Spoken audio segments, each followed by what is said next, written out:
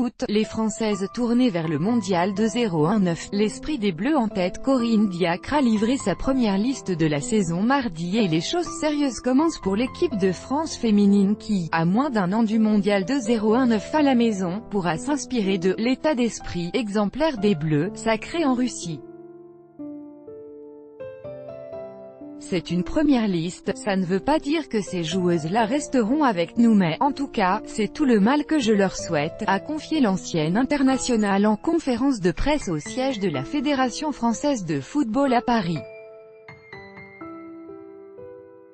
L'ancienne coach de Clermont, qui a pris les rênes de la sélection il y a un an, au sortir d'un Euro décevant, élimination en quart de finale, pour la troisième fois consécutive, a convoqué un groupe classique pour affronter le Mexique, modeste 25e nation mondiale au classement FIFA, le 1er septembre à Amiens en match amical, 21 h. Les seules absences notables sont dues à des blessures.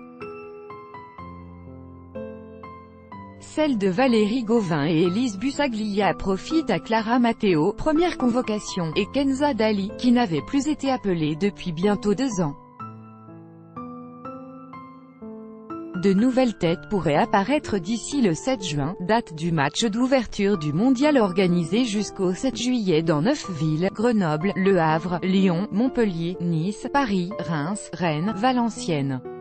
Mais la sélectionneuse semble jouer la carte de la continuité, il y a un noyau dur qui se dégage, a-t-elle avancé, insistant moins sur les individualités que sur l'identité de jeu et l'ambition collective.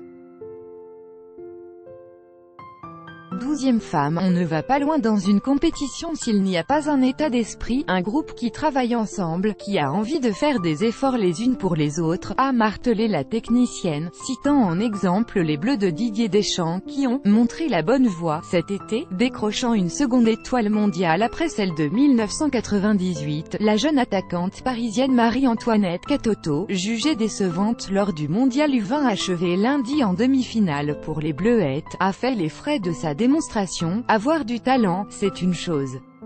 Le mettre au service du collectif, c'est dit, en est une autre, a lancé la patronne des Bleus.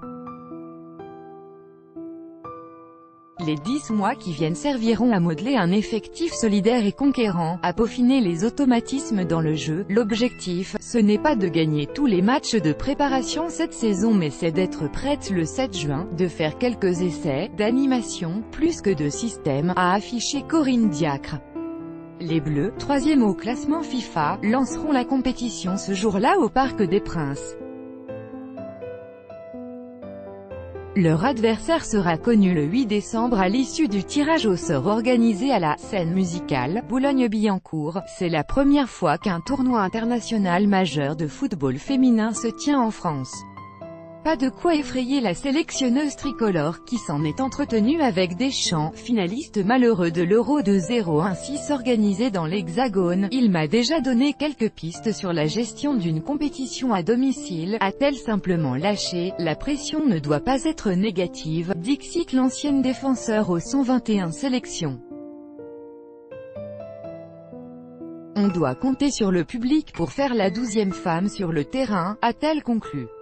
Tout droit de reproduction et de représentation réservé, copyright 2018, Agence France Presse.